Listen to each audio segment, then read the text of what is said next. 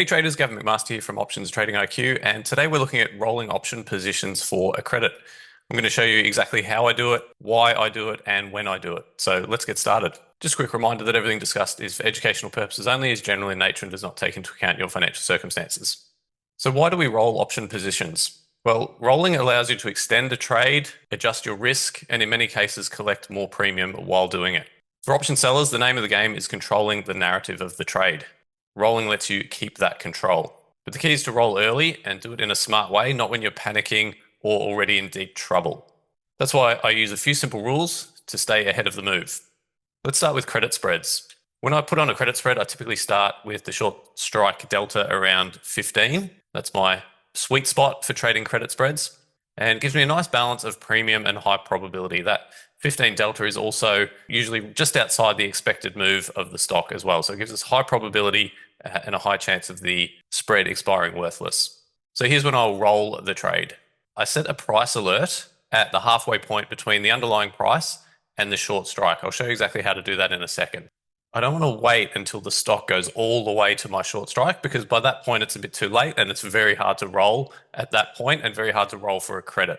So if the price crosses my alert point, I know it's time to make a decision. I sometimes call it a decision point. And I have to make a decision. Do I want to adjust, as in roll, or do I want to close the trade? Another signal for me is if delta hits 25. Again, that's a signal to roll. The delta's getting a little bit too high. The stock's getting a little bit too close to my short strike, and it's time to roll. So that's two things that I'll do.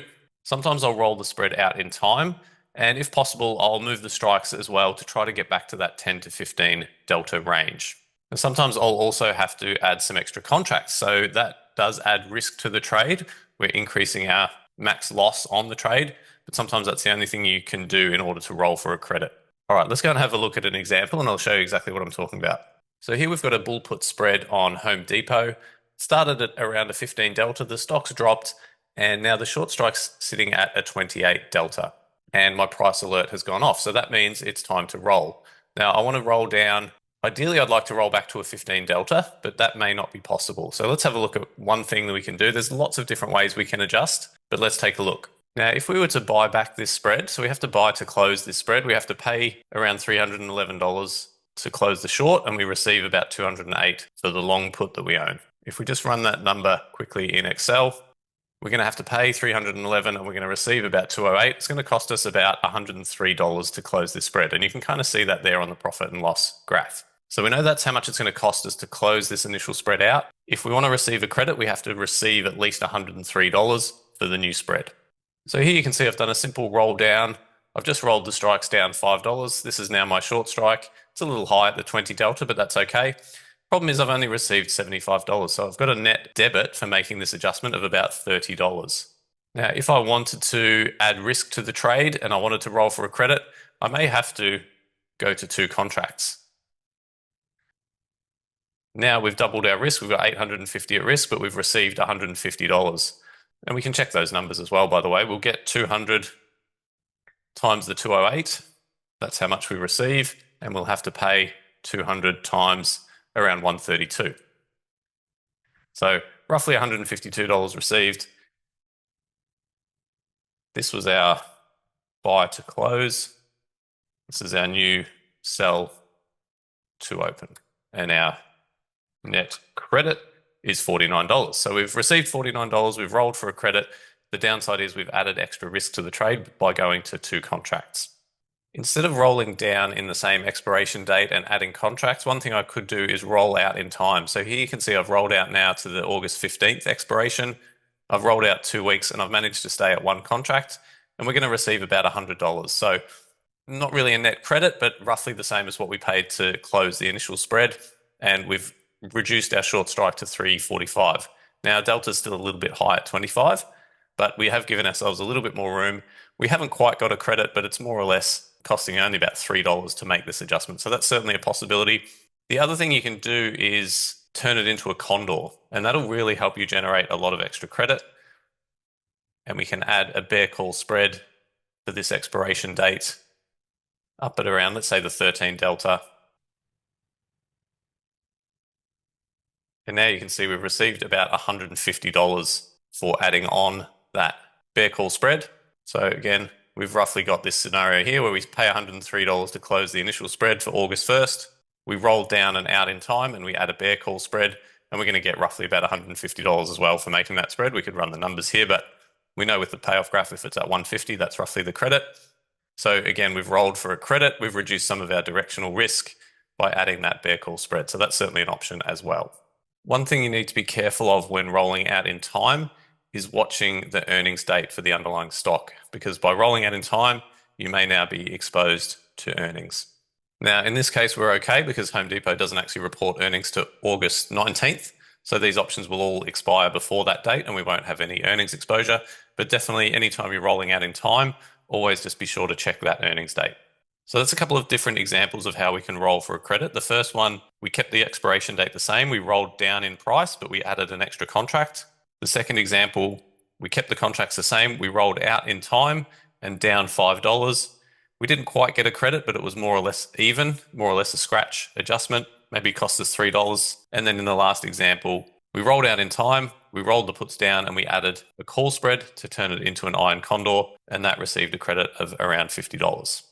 Iron condors follow similar rules, really. I'll still target the delta 15 for each short leg, and I'll roll the threatened side if delta hits 25. I'll often leave the unchallenged side alone if it's still working. I know a lot of people really like to roll in the untested side or the unchallenged side. I find that adds a bit of risk to the trade, and a lot of times the stock will reverse, and then all of a sudden you're under pressure on that other side as well. So my preference is to not roll the unchallenged side, but I will do it occasionally. And I'll definitely try to roll for a credit if I can, using similar guidelines, rolling down, maybe adding a contract, or rolling out in time. Now, in this example, we've got an iron condor that's now starting to come under pressure on the upside. Our short call has gone to a 29 delta, and really need to adjust this position. Now, if we run the numbers, we know that this is going to cost around $150 to buy back. So we'll just put that in there, 150 to buy to close. And let's take a look at how we could adjust this.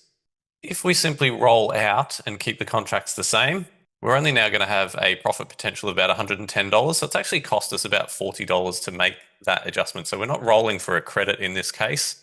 If we wanted to roll for a credit, we're either going to have to move the whole condor or we're going to have to increase our contract size. So what we might have to do in this case is reposition the whole condor and go to 2 contracts, and we'll take a look at how that looks. So here you can see we've rolled the whole position up. We rolled these ones up $5 and we rolled the puts up $5 as well. Like I said, I prefer not to do that, but I'm okay in this case. And we've gone to 2 contracts. Yes, it does add risk to the trade. We've more or less doubled our capital at risk or our max loss, but we've received a significant credit for doing this. If you remember, it cost us about $150 to buy back the whole condor. We're now getting close to about $255. Net credit of about $105 in total for moving the condor, repositioning it back close to delta neutral, and going to 2 contracts. So that's a really basic example of how you can roll a condor for a credit. Lots of different permutations and different strategies that you can use, but that's a pretty simple way to do it. Now we can also roll our cash secured put trades, and this is quite easy to roll for a credit. So if I sell a cash secured put and the stock starts moving against me, here's what I'll do. Now, this is only in the scenario where I don't actually want to take ownership of the stock. A lot of times I will just take ownership and turn it into a wheel trade. I've got other videos on wheel trades if you want to learn about that strategy. But if I don't want to take assignment yet and I want to roll, probably a bit easier than rolling credit spreads and condors because you're just dealing with the one contract. But after I've entered my initial put, I'm going to still monitor the delta. If it hits 25 or higher, I'll consider rolling. Sometimes I'll let the cash secured put go a little bit further to being at the money. But I'm always going to roll before it goes in the money. If it goes in the money, it gets a lot harder to roll for a credit at that point. I usually look at rolling out a month and potentially down a strike if the premium allows it. Again, I'm always trying to roll for a credit if I can. So let's take a look at an example. So let's take a look at this cash secured put trade on Wells Fargo. The stock's at around 78.78 and our short put is at 77, expiring in a few days' time. Now, if we wanted to buy this back and try to avoid assignment or delay, we're worried about the stock going in the money or the option going in the money and getting assigned on us. We want to try to avoid that. We can easily roll this out for a credit. So it's going to cost us $55 to buy this one back. So we buy it back to close, $55. And then we can roll out in time, if we roll out to the main August expiration, we can actually roll all the way down to 75, and we're going to receive a credit for doing that. So we've bought that one back for 55. We now sell this one for 84. And there's our new payoff graph. So a lot easier to roll cash secured puts. If we run that into our little Excel spreadsheet, we bought to close for 55. We sold to open the new one for 84. We've received a credit of 29, and we've actually rolled our strike price down $2 as well. So this is a really common method of rolling options for a credit.